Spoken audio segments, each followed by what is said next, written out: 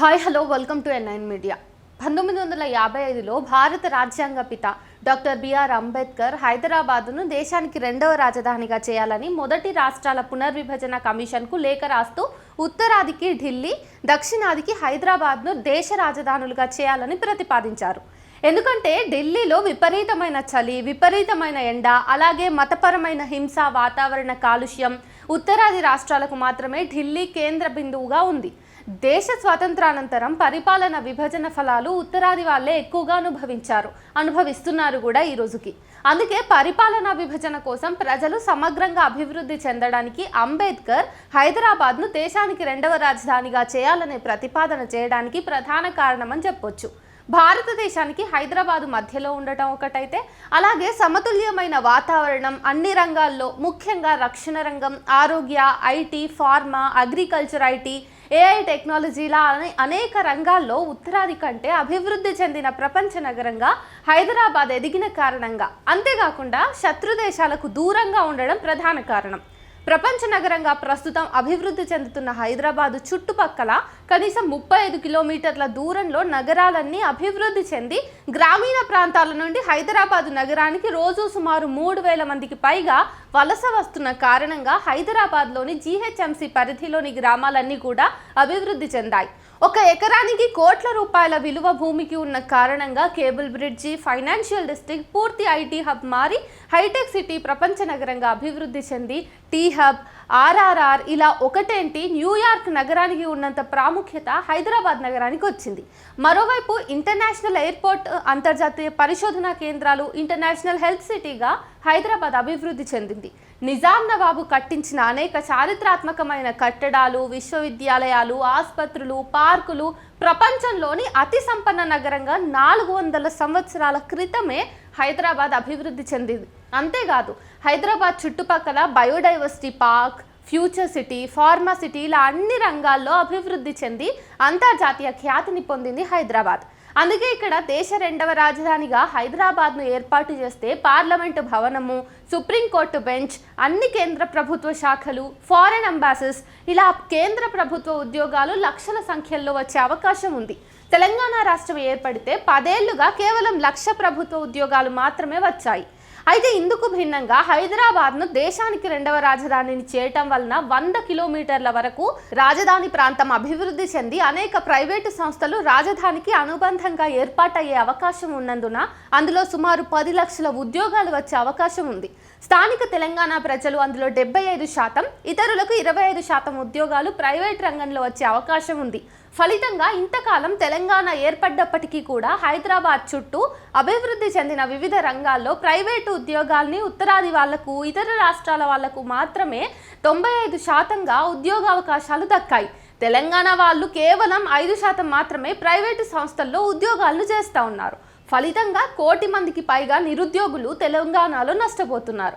అయితే హైదరాబాదు దేశానికి రెండవ రాజధాని చేయటం వలన ఢిల్లీ తరహాలో లెఫ్టినెంట్ గవర్నర్ పరిధిలో కేంద్రం జోక్యం చేసుకుని రాష్ట్ర హక్కులను హరిస్తుందని, అందుకే మేము దేశ రెండవ రాజధానిగా హైదరాబాద్ను ఒప్పుకోమని ఎమ్మెల్సీ ప్రొఫెసర్ కోదండరాం రెడ్డి లాంటి వాళ్ళు చేస్తున్న ఆరోపణ వాస్తవం కాదు.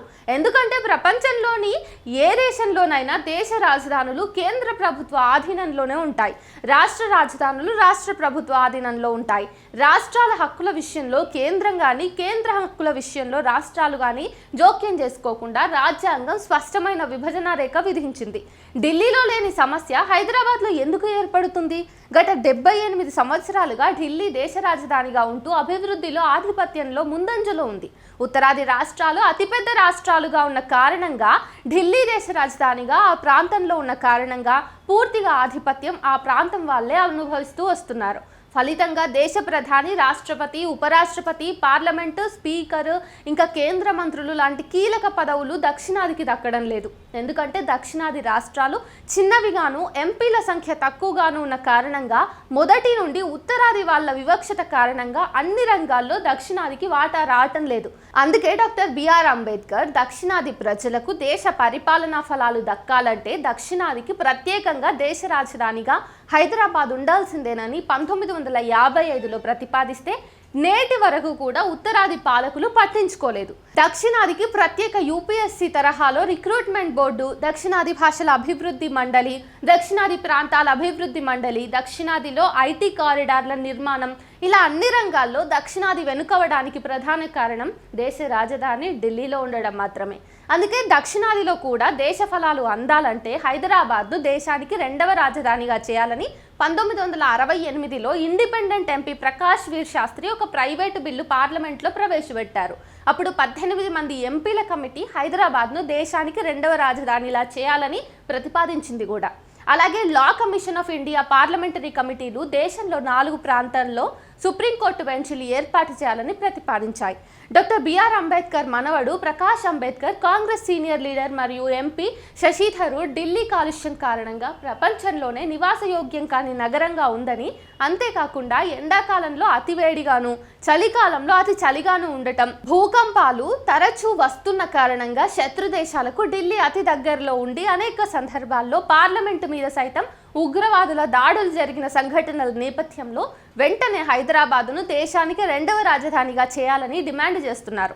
అంతేకాకుండా దేశంలోనే 6వ అతిపెద్ద ఆర్థిక అర్బన్ సిటీగా, ఇంకా $95 బిలియన్ జీడీపీని కలిగిన హైదరాబాద్ ప్రపంచంలోనే అతిపెద్ద సంపన్న నగరంగా, అలాగే విభిన్న సంస్కృతులు, విభిన్న భాషలకు, సెక్యులర్ సంస్కృతికి నిలయమైన హైదరాబాద్ ఢిల్లీ కంటే మెరుగైన దేశ రాజధానిగా అతి తక్కువ కాలంలోనే అభివృద్ధి చెంది ప్రపంచంతోనే పోటీ పడుతుందని శశి థరూర్ లాంటి వాళ్ళు అభిప్రాయపడ్డారు.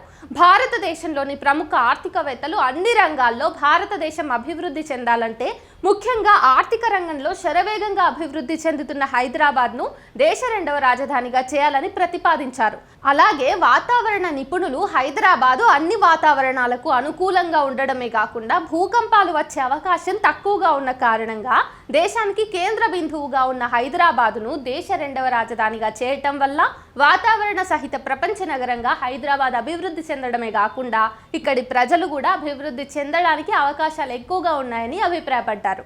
పై కారణాలన్నింటి రీత్యా హైదరాబాద్ను తక్షణమే దేశానికి రెండవ రాజధానిగా చేయాలని దక్షిణాది జాయింట్ యాక్షన్ కమిటీ కూడా అభిప్రాయపడుతోంది.